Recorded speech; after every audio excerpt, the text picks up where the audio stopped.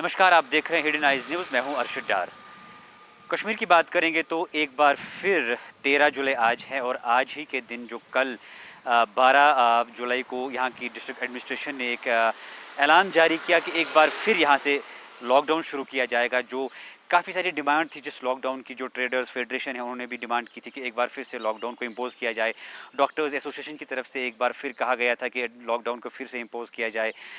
लेकिन गौर करने वाली बात यह है, जो भी बहुत सारे एरियाज़ है श्रीनगर डिस्ट्रिक्ट के सर जहाँ पे लॉकडाउन फिर से एक बार इम्प्लीमेंट किया गया, लेकिन पहले वाले लॉकडाउन की अगर बात करेंगे तो दूसरा लॉकडाउन हमें क्यों इम्प्लीमेंट करना पड़ा। इसकी वजह यह है कि पहले वाले लॉकडाउन में बहुत सारी गलतियां हुई है।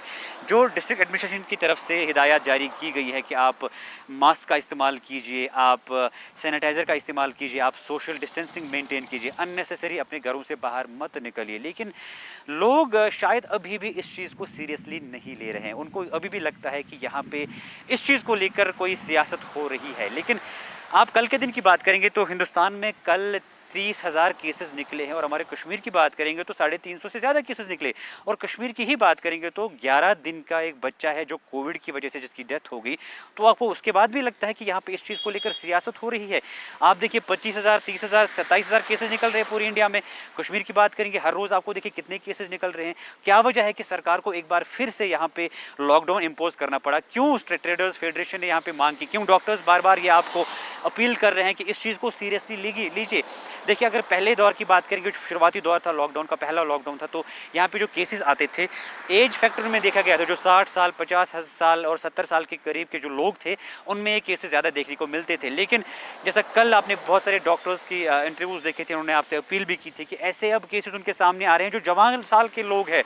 तो अब ये बच्चे भी इसमें इन्वॉल्व हो रहे हैं, अब जवान भी इसमें इन्वॉल्वमेंट हो रहे हैं। जिनके पास क्रॉनिक डिजीज़ हुआ करती थी वो भी थे, लेकिन जो एक आम इंसान है वो भी, जिनमें कोई सिम्टम नहीं दिख रहा है, वो भी इस चीज़ में इन्वॉल्व हो रहे हैं। तो इस चीज़ को सीरियसली लेना चाहिए। लेकिन दूसरी बात ये भी है, दूसरा पहलू ये भी है, अगर सरकार चाहती है कि लोग इस चीज़ को सीरियसली ले, लेकिन सरकार को भी किसी हद तक इस चीज़ को लेकर सीरियस होना चाहिए। पहले फेज़ में जो गलतियाँ हुई, चाहे लोगों की तरफ से हुई या सरकार की तरफ से, दूसरे फेज़ में हमें लॉकडाउन में वो नहीं दोहराने हैं। अगर आप चाहते हैं कि ये चेन ब्रेक हो, चेन कैसे ब्रेक होगी?